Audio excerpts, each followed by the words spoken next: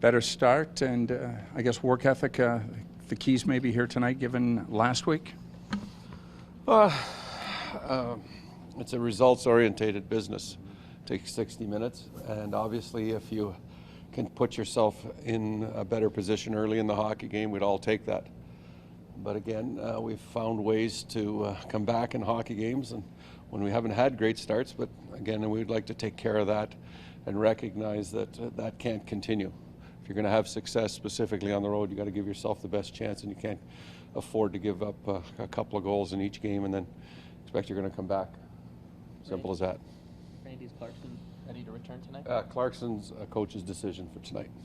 What, is this maybe this injury, this break he had in the season, a chance for him to hit the reset button, do you think?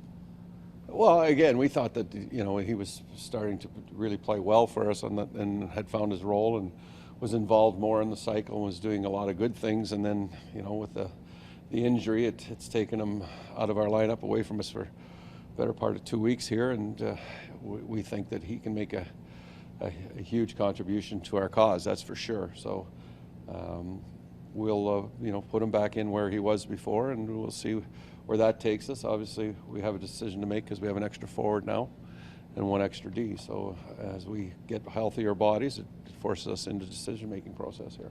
The second line providing a lot of offense, does that change how you view the third line and its role?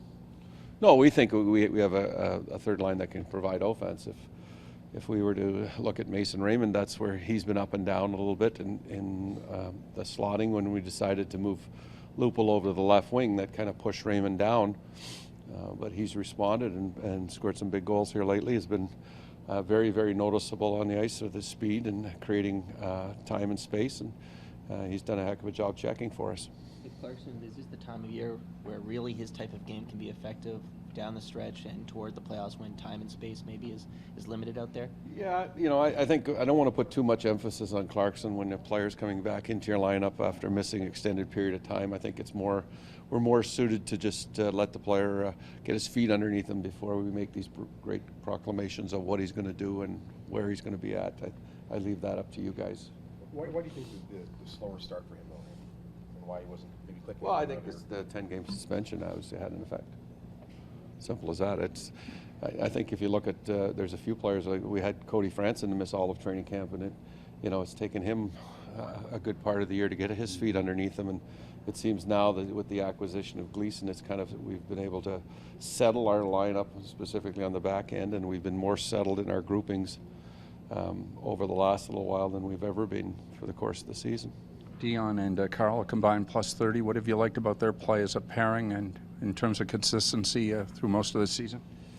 Well, again, we always are guilty of playing that pair too much, and I think that has been the case in the settling down of our lineup and our 6D that we're using. It seems to have distributed the minutes more evenly, and these guys are still going to get their fair share of minutes, but I think it makes it easier for us when you look at the minute sheet at the end of the night that you don't have enough at 27, 28 minutes where other people are making a contribution on the defensive side of the penalty killing and whatnot. And we know that he's going to start on the power play, and with the addition of Gardner and Morgan Riley chewing up some power play minutes, that again helps the cause. So this is about a team. It's not about one or two individuals and what we do in there. It's about our group and how we can put the pieces together to form a formidable team that's going to go out and compete night in, night out. In a perfect world, is 23-24 about right for Dion then? Do you think? I don't know what the perfect world is.